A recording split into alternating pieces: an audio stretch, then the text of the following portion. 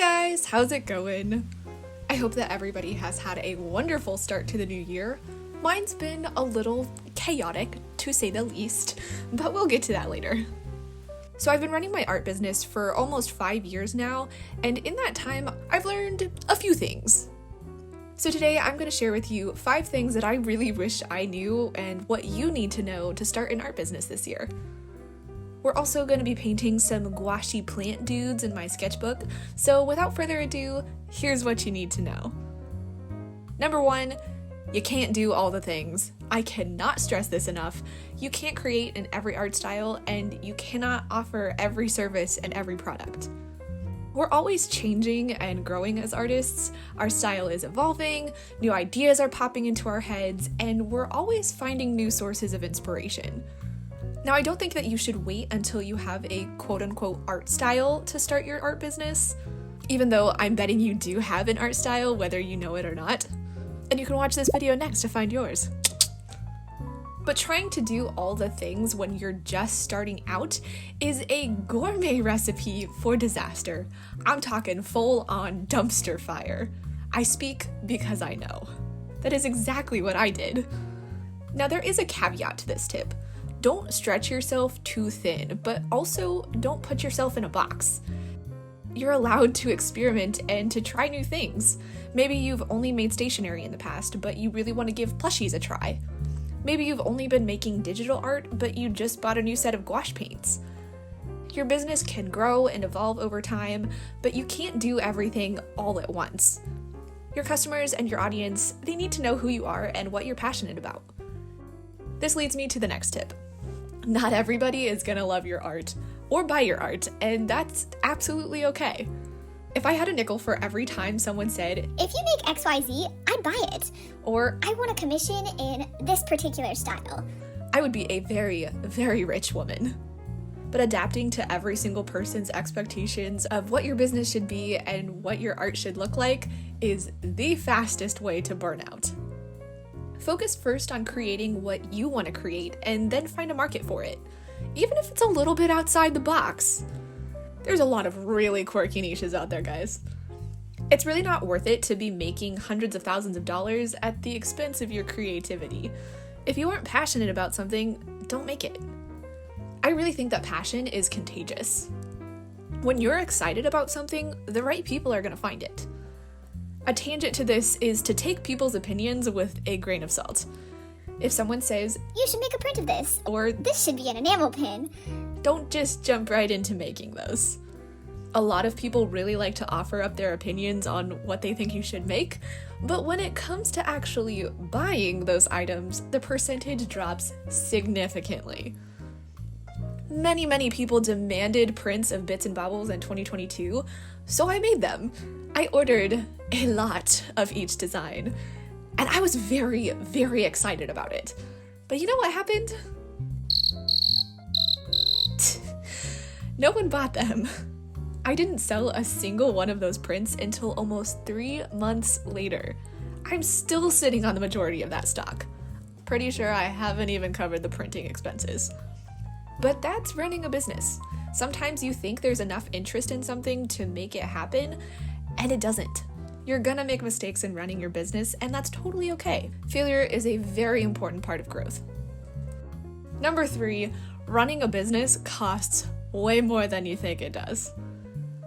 First of all, you got the cost of art supplies. For digital artists, this is a bit more of a one-time, large upfront cost of purchasing a computer or an iPad, a drawing tablet, drawing programs, all the things. For traditional artists, this cost never goes away. You're always going to be buying new paper or canvases, new paints or colored pencils. Maybe you need a new desk or some editing software. There's also educational costs. Those anatomy books and color theory classes do not come for free. Now, even if you're not going to art school, education generally still costs some amount of money. Free resources can only get you so far. Now, I've decided to go the DIY art school route, which is definitely a more affordable option, but it does still take some investment. There are also product costs. Unless you sell your art through a third-party service like Redbubble or InPrint, you have to buy your products, and they are not cheap. Most sticker printing companies require a minimum number of items to print. You don't buy just one sticker. You generally buy at least 50, but more often than not, you have to buy at least 100.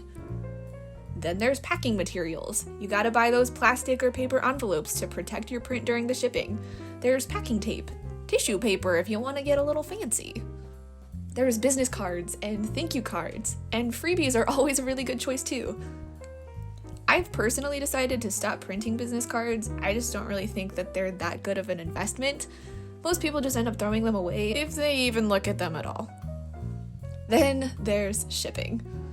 Shipping is not cheap, and the rates, at least in the US, like everything, keep going up. If you're selling on Etsy, an order over $10 requires a tracking number. Even if a customer purchases, let's say, 3 stickers that total $12, you could easily stick those in a regular envelope, slap a 55-cent stamp on it, and you're good to go. But because the order is over $10, you now have to pay almost $4 in shipping, and that's the cheapest rate. These little costs rack up to a lot of money over time. The reality is, you are not Amazon. You don't have unlimited resources to buy new products and ship them all over the world for the cheapest price. You're a small business. You put time and effort into your craft. You deserve to be compensated for it, which means you have to charge $50 for your pair of handmade earrings when factory businesses can charge $5. Running a business means you have to spend money and make money, which brings me to the next tip. There are more income stream options than you think. When most people think of an art business, they think of someone offering pet portrait commissions or setting up a booth at a craft fair. And I'm not gonna lie, this was also my mindset starting off too, but there are so many options out there. There's art licensing, there's book illustrations, running a Patreon, starting a YouTube channel, simply being sponsored by brands to pitch their products or their courses. In this day and age, you really don't have to sell any of your art if you don't want to. You can teach Skillshare classes or offer a mentorship program. And I haven't even scratched the surface of how you can make money as an artist. But like I said earlier, you can't do all the things. I would suggest picking 2 or 3 options to start with. Maybe you offer commissions, create a class for Skillshare, and sell a few products on Etsy. Or maybe you start that Patreon account, pitch your art licensing portfolio to a few brands, and take on a couple of book illustration projects. I'd suggest sitting down with a notebook and just taking some time to write down where you see yourself with your business in 5 years. What do you want to be doing? Do you want to see your art on products in brick and mortar stores? Do you want to be working as a freelance background artist for animation? Do you want to be creating courses or creating a mentorship program to help other artists improve their skills? There are so many options out there. Take some time and think about which ones are the most appealing to you. And now we've come to the 5th thing I wish I knew before starting my art business. It's a lot of work, but it's also very rewarding. I started my art business in 2018, doing commissions and taking some prints, stickers, and necklaces to craft shows. I was 16 and knew basically nothing other than that I really loved art and wanted it to be my career. Craft shows were long and often not really worth it. Commissions were kind of stressful and I undercharged every single time. I started an Instagram that finally hit 1K at the beginning of 2022. That's 4 years. 4 years of not really making any money other than to cover my costs, and to grow, in the grand scheme of things, a very small online presence. It wasn't until mid-year of 2022 that my business finally started to take off. My Instagram grew from 1,000 to over 70,000. My Etsy sales went from about 20 to over 150. My YouTube is almost monetized, multiple brands have sent me their products to try, my Patreon has grown, and I'm building my art licensing portfolio to pitch to companies. It's been almost 5 years of not really seeing a whole lot of growth. Now don't hear me say that growth was not happening, because it absolutely was. I was growing my artistic skills, I was growing my business skills like marketing and communication, and I was growing my portfolio. But I cannot even begin to tell you how many times I really just wanted to give up. I made poor financial decisions that cost me a lot of money, and I took on projects that I had no interest in doing, which ended up leading to very bad burnout. Now at this point, you're probably thinking, Geez, this chick's not really pitching a fun career right now. that was all the bad stuff, but there's also been a lot of good stuff. I've gotten hundreds of DMs and emails of people telling me how much my work has inspired them, how much joy it brings them, how me simply sharing about the struggles in my career has made them feel a little less alone. I've gotten to see my illustrations become tattoos on multiple people. I've found countless friends in the art industry who have changed my art and my life and my career for the better. I get to write thank you notes for every single order and make a connection with every client. The rewards haven't always been easy to see sometimes, but they are definitely present. They weren't always monetary or analytical rewards, but that doesn't make them any less impactful. Running a small business definitely isn't for everyone. It takes a lot of time, a lot of effort, and a lot of failure. It takes, I think, a tenacity that not everyone has, and sometimes I'm still not even sure that I have it. But it's been an extremely exciting journey, even if it has been a little bit of a roller coaster. I feel like I'm really hitting my stride now. I have a much clearer focus in my art practice, and my business is becoming much more financially solvent. I've learned what products I like to make and which ones I don't. I've learned that the commission world and publishing world just aren't really for me.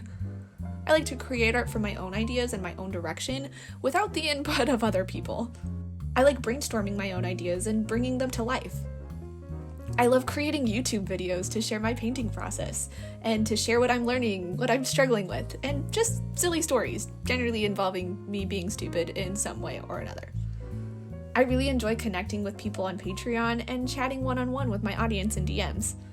I have finally taken the leap and started putting together an art licensing portfolio with some of my illustrations and surface patterns. That was one of my really big intentions for this year, and I threw myself into it full force. The past couple of weeks have been sheer chaos trying to learn the art of making surface patterns. Now, because I'm a traditional artist, I have to scan all of my illustrations, like this sketchbook page, and remove all that white background so I can use them for patterns and stickers, all that jazz. It doesn't sound like it should be that hard, but I swear that's literally all I have been doing lately.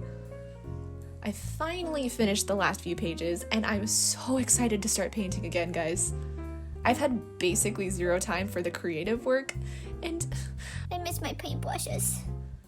anyways, I'm really excited to start pitching my portfolio to companies and to start seeing my illustrations on things like fabrics and scrapbook papers. I've also been working lately on trying to move some of the old stock in my shop so I can make way for new products. I started making these little mystery grab bags with prints and stickers, and honestly, it is my favorite thing to pack. I like trying to guess what people would want in their bag and create like a little unique mini collection. One of the things I've also been trying to make time for this year is playing around more in my sketchbook. I think last year with the 100 Scene Studies challenge, I didn't take as much time as I probably should have to just explore my own ideas and my own creativity. I'm trying to make time for my sketchbook, even if it's only, 5 minutes of sketching. I've been playing around a little bit with collage in my sketchbooks, using washi tape as like a pattern on top of the sketches. I don't know if I'm making any sense. I'll throw up a picture. But regardless, it's super fun. I saw Cosmic Spectrum do this on her YouTube channel, and I had to give it a try. Anywho, thank you guys so much for watching. I hope you enjoyed seeing me paint some plants, and hopefully you learned a little something from the tips I shared. Please learn from my mistakes, make them worth it.